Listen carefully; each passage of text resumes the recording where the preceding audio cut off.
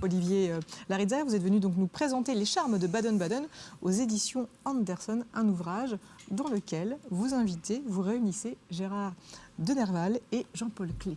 Et oui, effectivement, une collection aux éditions Andersen, donc collection Évasion, c'est le 2e numéro, puisque vous aviez déjà réalisé Nouvel An à Bruxelles, donc là, direction maintenant l'Allemagne, vous attaquez à Baden-Baden et à ses charmes. Et le moins que l'on puisse dire, c'est que Baden-Baden, c'est une ville qui fut des dizaines d'années, comme le dit d'ailleurs l'écrivain Jean-Paul Clé, la capitale d'été du continent, là où la haute bourgeoisie a déambulé entre casinos, entre thermes et espaces verdoyants.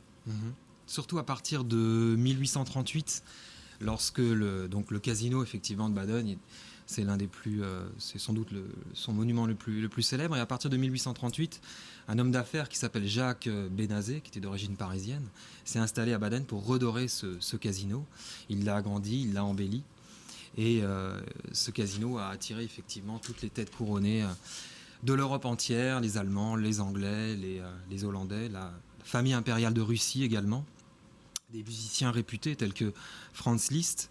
Et puis dans les années 60 aussi, il y a la fameuse histoire avec Dostoïevski, le grand romancier russe, qui s'y est ruiné à 2 reprises, qui a mis en gage les bijoux de sa femme et qui a tout perdu, y compris l'argent des boucles d'oreilles. Ça semble irréel, ça. Voilà, donc c'est un casino magnifique qui a effectivement une réputation prestigieuse, malheureusement ternie par le braquage d'Arnaud Caël en 2015. Je crois que ça devait rester secret. Hein. Le magot est juste sous le plateau. On vous apportera des oranges en prison.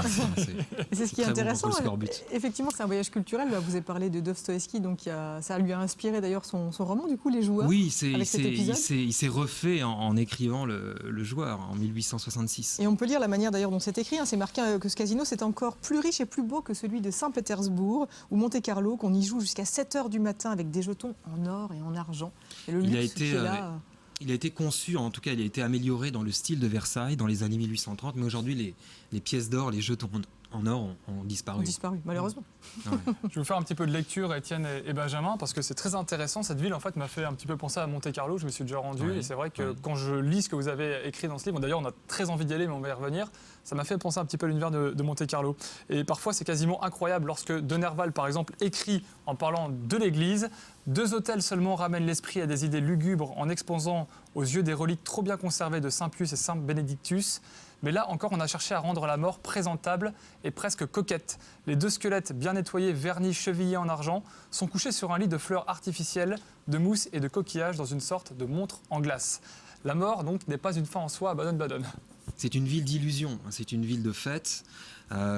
Effectivement, au XIXe siècle, les grands-ducs s'ingéniaient en fait à illuminer cette ville, et on y voyait toute une série de figurants en fait qui revêtaient les habits de courtisans, de paysannes, etc. Donc c'est une ville d'illusion effectivement, et en même temps une ville.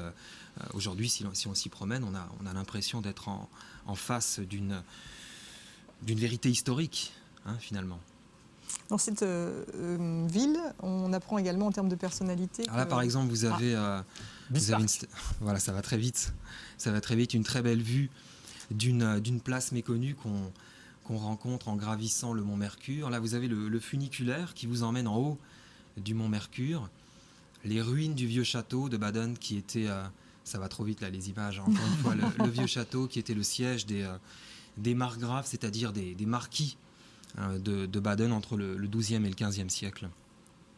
Oui, je parlais moi des personnalités pour revenir un petit peu à celles qui ont vécu ou qui y sont passées, comme des musiciens aussi comme Berlioz ou encore Boulez qui nous a quittés il y a pas longtemps. Et moi je me demandais du coup quand vous écriviez si vous aviez une musique intérieure, est-ce que vous êtes inspiré, est-ce qu'il y a des musiciens comme ça qui vous parlent et qui vous donnent envie d'écrire? Oui, il y a aussi la maison de Brahms. C'est vrai que Boulez y avait été citoyen d'honneur de Baden-Baden. Mais vous?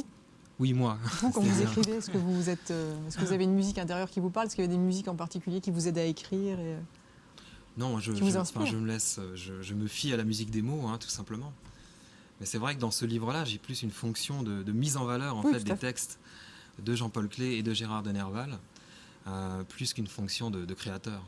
Mais vous avez même créé un petit guide, un petit futé finalement de luxe en fin de livre. Oui, parce que c'est à la fois un récit de voyage qui intéressera les gens littéraires, les lecteurs littéraires, mais en même temps, je crois que ça pourrait servir de guide touristique. Et la dernière partie, je me suis amusé effectivement à établir un best-of de Baden-Baden, les plus belles promenades, les restaurants, les bars. Voilà, c'est très amusant de faire de la critique gastronomique. Ouais.